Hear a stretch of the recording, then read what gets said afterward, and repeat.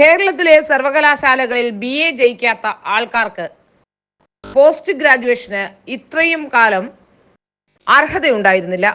എന്നാൽ ഇപ്പോൾ SFI നേതാവാണെങ്കിൽ BA ജയിക്കാതെയും BCom ജയിക്കാതെയും ഒക്കെ MAയ്ക്കും MCOമിനും ഒക്കെ ചേരാൻ കഴിയും. BA ജയിക്കാത്ത ആർഷോയ്ക്ക് ഇപ്പോൾ MA പ്രവേശനം നൽകിയിരിക്കുകയാണ്. നടന്നത് വൻ ഗൂഢാലോചനയെന്ന പരാതിയും വരുന്നു.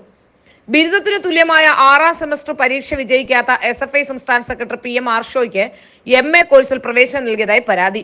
5ഉം 6ഉം സെമസ്റ്റർ പരീക്ഷ എഴുതാൻ 75% ഹാജർ വേണമെന്നിരിക്കെ 10% മാത്രം ഹാജരുള്ള ആർഷോയ്ക്ക് 6ാം സെമസ്റ്ററിലേക്കാണ് പ്രവേശനം നൽകിയത്.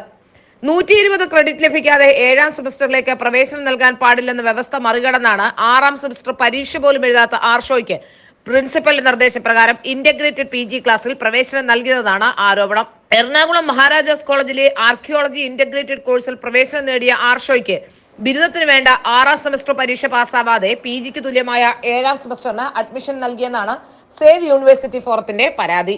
ആർഷോയ്ക്ക് MA ക്ലാസ്സിലേക്ക് കയറ്റം നൽകാനാണ് ആർക്കിയോളജി അവസാന സെമസ്റ്റർ ബിരുദ പരീക്ഷ നടത്താതിരുന്നതെന്നും ആരോപണമുണ്ട്. ആർക്കിയോളജി 6ാം സെമസ്റ്റർ പരീക്ഷാ ഫലമില്ലാതെ 6ാം സെമസ്റ്ററിലെ എല്ലാ വിദ്യാർത്ഥികളെയും 7ാം സെമസ്റ്ററിലേക്ക് പ്രവേശിപ്പിച്ചു. ഇവരോടൊപ്പമാണ് പരീക്ഷ എഴുതാൻ യോഗ്യതയില്ലാത്ത ആർഷോയെ കൂടി PG ക്ലാസ്സിൽ പ്രവേശിപ്പിച്ചതെന്നും ആരോപണം ഉയരുന്നുണ്ട്.